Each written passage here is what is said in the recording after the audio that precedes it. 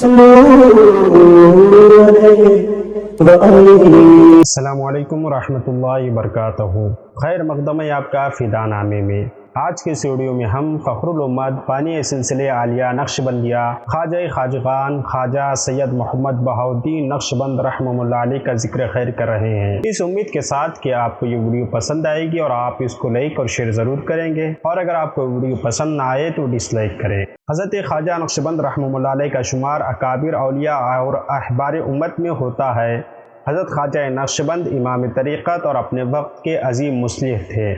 آپ کی پر اثر اور با کمال شخصیت کی بدولت کمال ظاہری و کمال باطنی اور سلسلے عالیہ کی ہمہ جہت ترقی اور روحانی تربیت کے منفرد انداز نے سلسلہ خواجگان کو آپ کے نام سے منسوب کر دیا اور سلسلے عالیہ نقشبندیہ کے نام سے آفاق میں موسوم ہوا۔ آپ کا اسم گرامی سید محمد، لقب بہاؤالدین نقشبند، والد کا اسم گرامی سید محمد۔ آپ کا خاندانی تعلق سادات کرام سے ہے۔ آپ کی ولادت باسعادت 4 محرم الحرام 718 ہجری مطابق 7 مارچ 1318 عیسوی کو قصر عارفاں بخارا شریف کے مضافات میں واقع ہے اس جگہ پر ہوئی۔ پیدائش سے پہلے حضرت بابا محمد سماسی نے آپ کے تولد مبارک کی بشارت دی تھی۔ آپ کی ولادت کے تیسرے روز آپ کے جد امجد آپ کو حضرت بابا قدس سرہ کی خدمت میں لے گئے اور حضرت بابا نے آپ کو اپنی فرزندی میں قبول فرما لیا اور اپنے خلیفہ سید امیر کلال سے آپ کی تربیت کے بارے میں عہد لیا۔ بچپن سے ہی ولایت کے آثار نمایاں اور اکرامت و ہدایت کے انوار پیشانی سے نمایاں اور ظاہر و باہر تھے۔ بچپن ہی سے آپ کی پیشانی سے آثار ولایت تو ظاہر ہی تھے۔ آپ نہایت ذہین و فطین تھے۔ ابتدائی تعلیم اپنے گھر پر ہوئی اور پھر حضرت خواجہ محمد سماسی رحمہ اللہ علیہ کے عہد کے مطابق آپ کی مکمل تعلیم و تربیت ان کے خلیفہ حضرت سید امیر کلال رحمہ اللہ علیہ کے ہاں ہوئی۔ ابتداً علوم ظاہریہ کی تکمیل کرائی۔ جب آپ اس میں کامل ہو گئے تو پھر باطنی علوم کے منازل طے کروائیں۔ اس طرح بچپن میں ہی کاملین میں شمار ہونے لگا تھا۔ حضرت امیر کلال کے علاوہ حضرت خواجہ عبدالخالق غزنوی نے بھی آپ کی تربیت فرمائی۔ حضرت خواجہ عبدالخالق غزنوی رحمہ اللہ علیہ کا ذکر ہم پہلے کر چکے ہیں، اگر آپ نہیں دیکھے ہوں تو وہ ویڈیو ضرور دیکھیں۔ حضرت خواجہ بہاؤالدین نقشبند کی تربیت اسی طریقے پر ہوئی تھی۔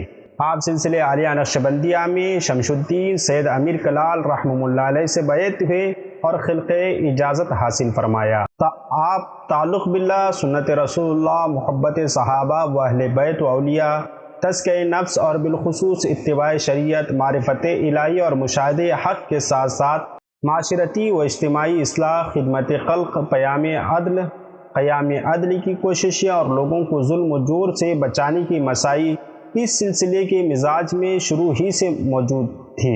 آپ نے اس مزاج میں اور پختگی پیدا فرمائی، چنانچہ آنے والے ادوار میں اس منہج پر چل کر معاشرتی و عوامی مسائل کی طرف گہری دلچسپی لی۔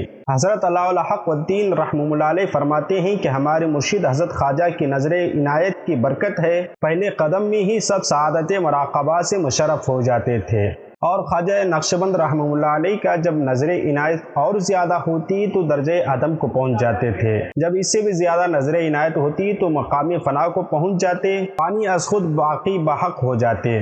اس حال میں حضرت خواجہ یوں فرمایا کرتے کہ ہم تو دولت وصال کے واسطے ہیں۔ نقشبند کا لقب کافی عرصے کے بعد آپ کے نام کا حصہ بنا۔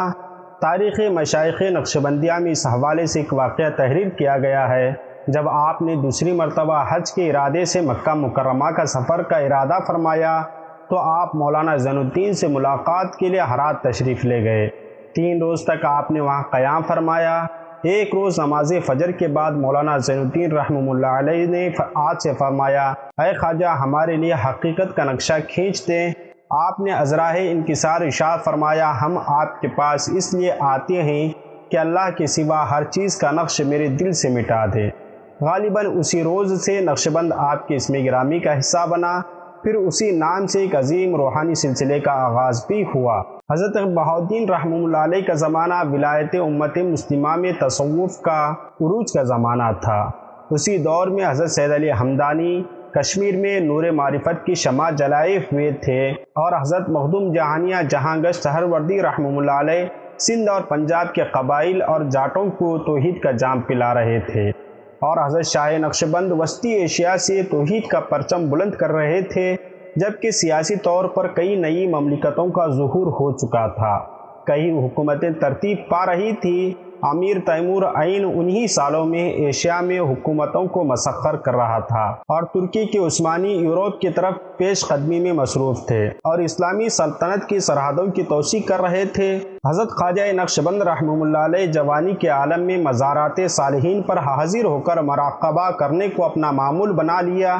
حضرت بہاؤالدین نقشبند جو کہ ایک سید خاندان کے فرد تھے، جن کا سلسلہ نسب سیدنا حسن عسکری رضی اللہ عنہ کے واسطے سے سیدنا علی مرتضیٰ رضی اللہ عنہ تک پہنچتا ہے، ان پر ایسے راز جلد ہی منکشف ہونے لگ گئے جس کو حاصل کرنے کے لیے سالکانہ طریقت سالہ سال گزار دیتے ہیں۔ آپ ان بزرگوں کی مزارات پر حاضری کو معمول بنایا جو دنیا سے بے نیازی پر یقین رکھتے تھے۔ ایک مدت تک آپ خواجہ محمد واسع، حضرت خواجہ محمود اور حضرت خواجہ مصداقن رحمہ اللہ علیہ کے مزار پر حاضری دیتے رہے۔ ان مزارات پر دیے جل رہے تھے لیکن ان کی لو مدھم تھی۔ حضرت خواجہ نقشبند ان کی لو بڑھانے کے لیے تشریف فرما ہو گئے۔ اسی اثناء میں آپ نے ملاحظہ فرمایا کہ ایک پردہ لٹک رہا ہے، اس کے عقب میں سے ایک تخت رکھا ہوا ہے جس کے گرد بہت سے لوگ ہیں۔ ان میں سے حضرت بابا سماسی کو آپ نے پہچان لیا، لیکن جبکہ دوسرے بزرگوں کا تعارف خواجہ احمد صدیق، خواجہ علی رمیقی، حضرت خواجہ علی رحمہ اللہ علیہ کے نام سے ہوا۔ ایک بزرگ جو تخت پر تشریف فرما تھے، ان کا اسم گرامی حضرت عبدالخالق غزنوی رحمہ اللہ علیہ تھا۔ آپ کی طرف متوجہ ہوئے اور ارشاد فرمایا کہ ان مدھم بتیوں کو تم نے بلند کر دیا، اب تمہارے ذمہ ہے کہ تم میں استعداد بھی ہے۔ آپ نے حضرت خواجہ نقشبند کو نصیحت فرمائی، ہر حال میں شریعت پر ثابت قدم رہنا، سنت پر عمل کرنا، بدعت سے بچنا یہ لازم رکھو اور ہر دم سنت رسول صلی اللہ علیہ وسلم اور آثار صحابہ کی تلاش میں رہنا۔ حضرت خواجہ نقشبند رحمہ اللہ علیہ زندگی کے آخری حصے میں بخارا میں قیام پذیر رہے۔ آپ کے روزمرہ کے معمول میں خدمت خلق کا پہلو نمایاں تھا۔ مختلف راستوں کی دیکھ بھال آپ کا خصوصی مشغلہ تھا کہ گزرتے ہوئے لوگوں کو تکلیف نہ ہو۔ آپ کا پیشہ زراعت تھا، ہر سال مختلف فصلیں کاشت کرتے اور خصوصاً جو اور ماش کا کاشت کرتے اور اسی سے گھر اور لنگر کا نظام چلتا تھا۔ آپ کے فخر کا یہ عالم تھا کہ شہر بھر میں کوئی ذاتی مکان نہ تھا، کسی کے مکان میں رہائش رکھتے، سردیوں میں فرش پر گھاس بچھا دی جاتی اور گرمیوں میں بوریا کا بستر ہوتا۔ گھر میں کوئی خادم نہ تھا، گھر کا سارا کام اتباع رسول صلی اللہ علیہ وسلم میں خود کرتے، اکثر کھانا بھی خود بناتے اور مہمان نوازی میں حد درجہ مبالغہ فرماتے، مہمان کی خدمت کے لیے بہت زیادہ اہتمام فرماتے، خصوصی چراغ مہمان کے سامنے رکھتے اور خود کھڑے ہو کر ان کو کھانا کھلاتے۔ آپ کے لنگر پکانے والوں کو ہدایت تھی کہ غصہ، کراہت یا غفلت کے عالم میں کھانا نہ بنانا، کیونکہ اس طرح کے کھانے میں برکت نہیں ہوتی۔ کوئی ہدیہ پیش کرتا تو اس کو خوشی قبول فرما لیتے، لیکن ساتھ ہی اس کے بدلے اس پر احسان یعنی سلوک فرماتے۔ خواجہ نقشبند فرماتے کہ جب میرا آخری وقت آئے گا سب کو مرنا سکھاؤں گا۔ چنانچہ جب وفات کا وقت قریب آیا تو دعا کے لیے ہاتھ اٹھا دی اور دیر تک دعا مانگتے رہے۔ جب دونوں ہاتھ چہرے پر پہرے تو جان جہاں آفرین کے سپرد کر دی اور آپ کی عمر 73 سال تھی۔ 3 ربیع الاول 791 ہجری 1379 عیسوی میں بروز پیر آپ نے انتقال فرمایا۔ آپ کا مزار پرانوار بخارا ازبکستان میں موجود ہے۔